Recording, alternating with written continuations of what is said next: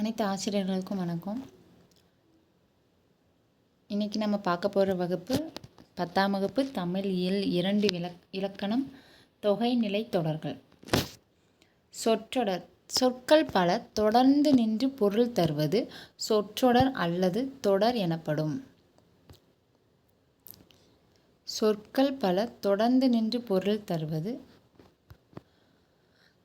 இங்கே சேர்ந்துன்ற word use பண்ணவே இல்லை. சொற்கள் பல தொடர்ந்து நின்று பொருள் தருவது. அண்டர்லைன் பண்ண வேர்டை பாருங்கள். சொற்கள் பல தொடர்ந்து நின்று பொருள் தருவது சொற்றொடர் அல்லது தொடர் எனப்படும். எடுத்துக்காட்டு: நீர் பருகினான், வெண் சங்கு ஊதினான். இங்கே நீர்ன்றது ஒரு சொல், பருகினான் இன்னொரு சொல். இந்த இரண்டு சொற்களும் தொடர்ந்து நின்று பொருள் தருவதனால இதற்கு பெயர் என்னது? சொற்றொடர் அல்லது தொடர். இந்த தொடர்களில் என்னென்ன வகை இருக்குது அப்படின்னா, தொகைநிலை தொடர், தொகாநிலை தொடர் அப்படின்னு 2 வகை இருக்குது. இப்போ நம்ம பார்க்க போகிறது தொகைநிலை தொடர். தொகைநிலை தொடரில் ஃபஸ்ட்டு என்ன பார்க்க போகிறோம் அப்படின்னா, தொகைநிலை தொடர்னா என்ன அப்படின்னு பார்க்க போகிறோம். தொகைநிலை தொடர்னா என்ன அப்படின்னா, இங்கே எக்ஸாம்பிள் பாருங்கள்.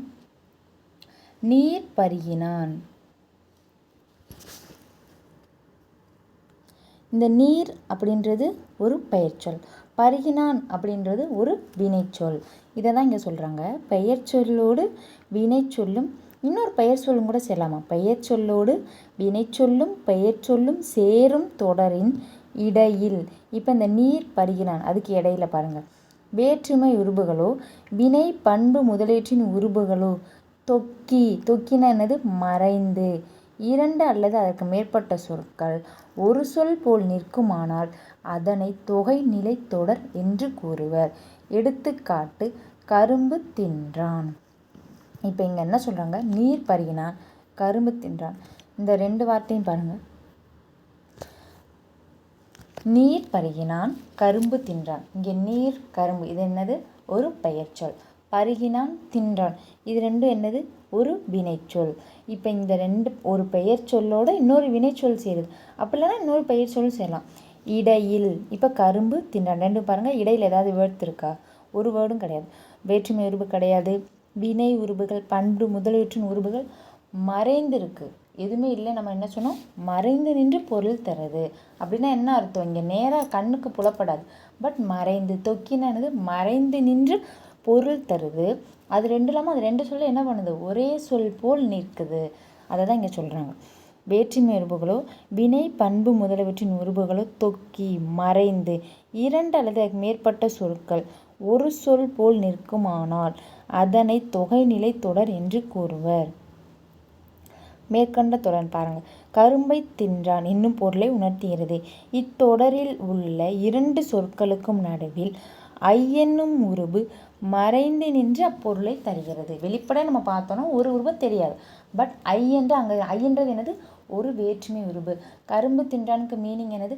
கரும்பை தின்றான். அப்போ அங்கே வேர்டு என்னது? ஐ என்னது? மறைந்திருக்கு. மறைந்து நின்று பொருள் தரதுனால இதுக்கு பேர் என்னது? தொகைநிலை தொடர். தொகைநிலை தொடர் எனப்படும். தொகைநிலை தொடர் 6 வகைப்படும். எத்தனை வகைப்படும்?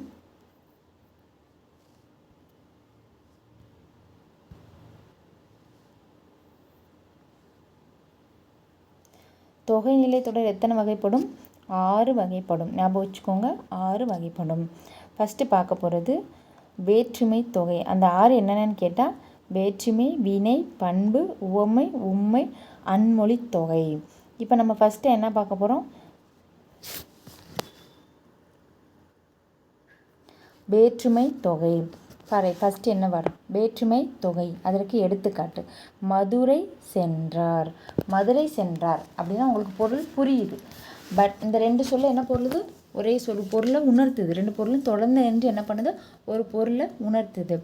ஆனால் அதை நம்ம எப்படி புரிஞ்சுக்குவோம்? மதுரை சென்றார்னா மதுரைக்கு சென்றார் அப்படின்னு தான் நம்ம பொருள் புரிஞ்சுக்கொள்வோம். அப்போ அங்கே மதுரைக்கு இந்த கூ என்ற வேர்டு என்ன பண்ணியிருக்கு? எழுத்து இங்கே மறைந்திருக்கு.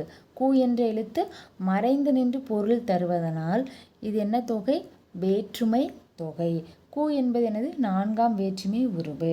அதனால் இது என்ன தொகை? வேற்றுமை தொகை. இப்போ விளக்கம் பாருங்கள். இத்தொடர் மதுரைக்கு சென்றார் என விரிந்து நின்று பொருள் தருகிறது. கொடுக்கப்பட்டுள்ள இரு சொற்களுக்கு இடையில் கூ என்னும் வேற்றுமை உருபு இல்லை. நம்ம நேராக பார்த்தா அந்த உருபு இருக்காது. மறைந்து நின்று பொருள் உணர்த்துகிறது. இவ்வாறு ஒரு தொடரில் வேற்றுமை உருபுகள் என்னென்ன இருக்கு?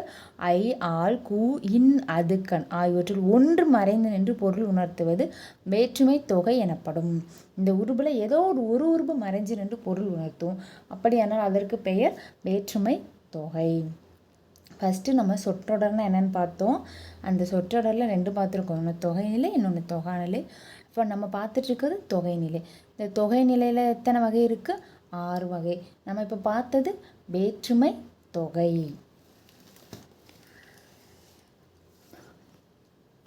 அடுத்து உருபும் பயனும் உடன் தொகை. இது வந்து தனியாக ஒரு தொகை கிடையாது. ஓகே, வேற்றுமை தொகையோட ஒரு உட்பிரிவு மாதிரி நம்ம வச்சுக்கோங்க. உருபும் பயனும் உடன் தொகை. அந்த உருபும் பயணிச்சிருக்கும், அந்த உருவோட பொருளை விளக்குற பயனும் மறைந்திருக்கும். அதற்கு பெயர் தான் என்னது? உருபும் பயனும் உடன் தொகை. தேர்ப்பாகன். இத்தொடர் தேரை ஓட்டும் பாகன் என விரிந்து பொருளை உணர்த்துகிறது. கொடுக்கப்பட்டுள்ள தேர்ப்பாகன் என்ற சொற்களுக்கு இடையில் ஐ என்னும் வேற்றுமை உருவும் ஓட்டும் என்னும் பொருளை விளக்கும் பயனும் மறைந்து வந்துள்ளது. தேர்ப்பாகன் என்ன சொல்லுவோம்? தேரை ஓட்டும் பாகன். அப்போ அந்த தேரைன்ற வார்த்தையில் ஐ மறைஞ்சிருக்கு. அதோட பொருள் என்னது? ஓட்டும். அது வந்து பயன். அப்போ அந்த உருபும் மறைஞ்சிருக்கு, அந்த உருபை விளக்குற பயனும் மறைந்து வந்துள்ளதால் இதற்கு பெயர் என்னது? உருபும் பயனும் உடன் தொகை. இவ்வாறு ஒரு தொடரில் வேற்றுமை உருபும் அதன் பொருளை விளக்கும் பயனும் சேர்ந்து மறைந்து, ரெண்டுமே மறைந்து வருவது உருபும் பயனும் உடன் தொகை எனப்படும். இதுவும் என்னது? வேற்றுமை தொகையே ஆகும். இதை கூற்றில் வைக்கலாம். நல்லா தெளிவாக கவனிங்க. ஒரு தொடரில் வேற்றுமை உருபும் அதன் பொருளை விளக்கும் பயனும் சேர்ந்து மறைந்து வருவது உருபும் பயனும் உடன் தொகை எனப்படும். இதுவும் வேற்றுமை தொகையே ஆகும்.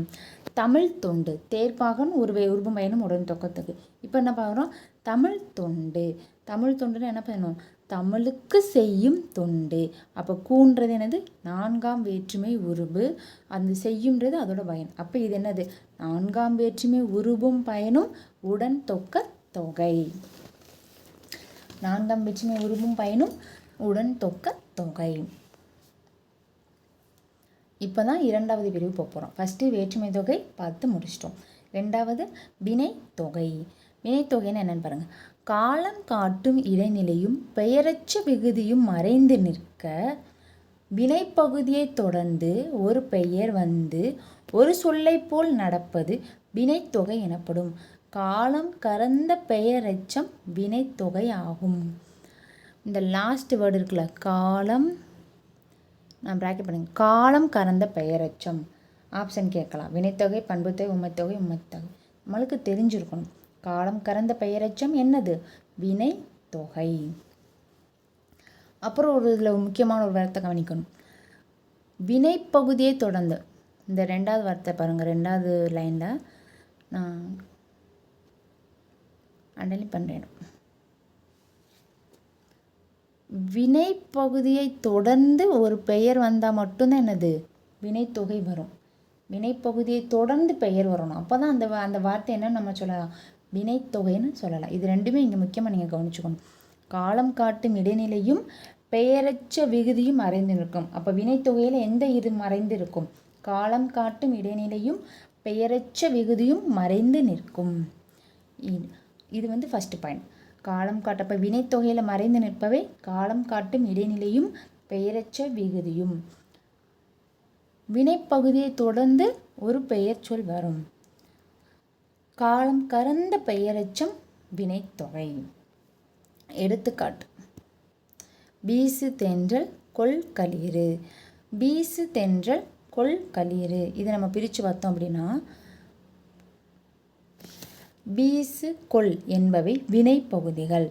இவை முறையே தென்றல், களிறு என்னும் பெயர் சொற்களோடு சேர்ந்து காலத்தை வெளிப்படுத்தாத பெயரெச்சங்கள் ஆகின. வீசிய காற்று, வீசுகின்ற காற்று, வீசும் காற்று, கொன்ற களிறு, கொள்கின்ற களிறு, கொள்ளும் களிறு என முக்காலத்திற்கும் பொருந்தும்படி விரிந்து பொருள் தருகின்றன. காலம் காட்டும் இடைநிலைகள் பெயரெச்சங்களில் தொக்கி இருக்கின்றன. வினைப்பகுதியை அடுத்து பெயர் சொல்லும் அமைந்த சொற்றொடர்களிலேயே வினைத்தொகை அமையும். இதை தான் நான் ஃபஸ்ட்டு மனப்பாடம் பண்ண சொன்னேன். வினைப்பகுதி அடுத்து பெயர்ச்சொல் அமைந்த சொற்களில் தான் என்ன அமையும்? வினைத்தொகை அமையும். காலம் கடந்த பெயரெச்சம் வினைத்தொகை. இப்போ வினைத்தொகைனா 3 பாயிண்ட் ஞாபகம் வச்சுக்கணும். ஃபர்ஸ்ட் பாயிண்ட், காலம் கடந்த பெயரெச்சம் வினைத்தொகை. வினைப்பகுதியை அடுத்து பெயர்ச்சொல் அமைந்த தொடர்களில் தான் வினைத்தொகை அமையும். வினைத்தொகையில் என்னென்ன மறைஞ்சு வரும்? காலம் காட்டும் இடைநிலையும் பெயரெச்ச விகுதியும். இது 3 தான் என்னது? வினைத்தொகை. 3வது நம்ம பார்க்க போகிறது பண்பு தொகை.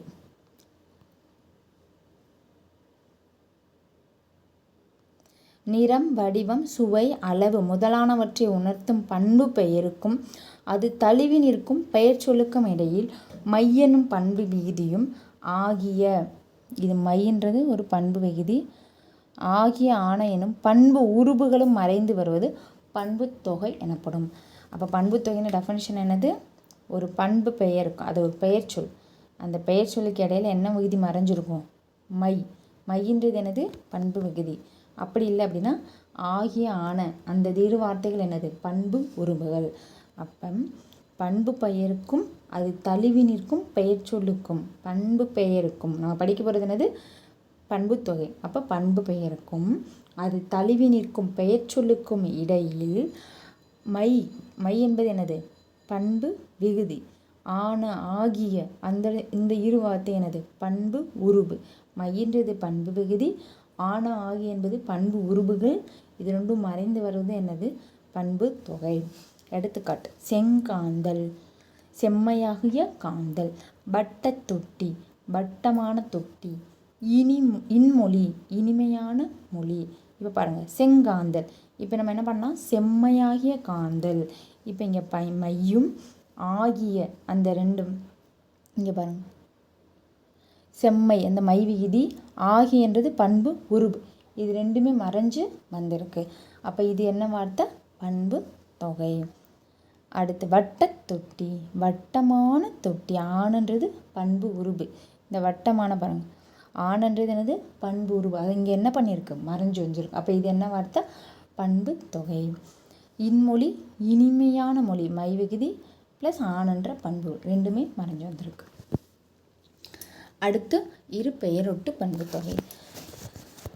சிறப்பு பெயர் முன்னும் பொதுப்பெயர் பின்னும் நின்று இடையில் ஆகிய என்னும் பண்புருபு தொக்கி வருவது இரு பெயரொட்டு பண்பு தொகை ஆகும். சிறப்பு பெயர் முன்னும் பொதுப்பெயர் பின்னும், இதை நல்லா ஞாபகம் வச்சுக்கணும். சிறப்பு பெயர் தான் என்ன வரும்? ஃபர்ஸ்ட் வரும். பொதுப்பெயர் என்ன வரும்? பின்னாடி வரும். ஆகிய என்னும் பண்பு உருபு. அப்போ ஃபஸ்ட்டு மேலே பார்க்கும்போது இரு பண்பு தொகையில் என்ன மறைந்து வரும்? மை என்ற பண்பு விகுதியும் ஆகிய ஆன என்ற பண்பு உருபுகளும் மறைந்து வரும். ஆனால் இரு பெயரொற்று பண்பு தொகையில் எது மட்டும்தான் மறைஞ்சு வரும்? ஆகிய என்னும் பண்பு உருபு மட்டும்தான் என்னது? மறைந்து வருது. எடுத்துக்காட்டு, மார்கழி திங்கள் சாரை பாம்பு. திங்கள், பாம்பு ஆகிய பொது பெயர்களுக்கு முன் மார்கழி சாரை எனும் சிறப்பு பெயர்கள் வந்து மார்கழியாகிய திங்கள் சாரையாகிய பாம்பு இரு பெயரொட்டாக வந்துள்ளன. இதை எப்படி நான் வச்சுக்கோன்னா, மார்கழி திங்கள் நம்மளுக்கு தெரியும். திங்கள்னா தமிழ் பொருள் என்னது அப்படின்னா மாதம். அப்போ இந்த மாதம்ன்றது ஒரு பொது பெயர். இதுக்கு முன்னாடி என்ன இருக்குது? மார்கழி. மார்கழின்றது குறிப்பிட்ட அந்த மாதத்தை மட்டும்தான் குறிக்குது. அப்போ அது அதோட சிறப்பு பெயர். அப்போ மார்கழி திங்கள். அது என்னது? சிறப்பு பெயர் என்ன வந்திருக்கு? முன்னாடி வந்திருக்கு. திங்கள்ன்ற பொது பெயர் என்ன வந்திருக்கு? பின்னாடி வந்திருக்கு. அப்போ சிறப்பு பெயர் முன்னும் பொது பெயர் பின்னும் இடையில் ஆகியனும் பண்புருகும் தொக்கி வந்துட்டு தான் என்னது?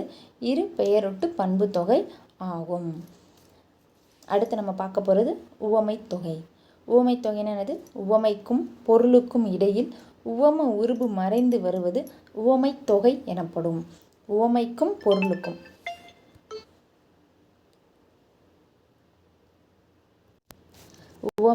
பொருளுக்கும் இடையில் உவம உருபு மறைந்து வருவது உவமை தொகை எனப்படும். எடுத்துக்காட்டு, மலர்கை, மலர் போன்ற கை. இங்கே மலர் என்னது? உவமை. கை என்னது? உவமேயம்.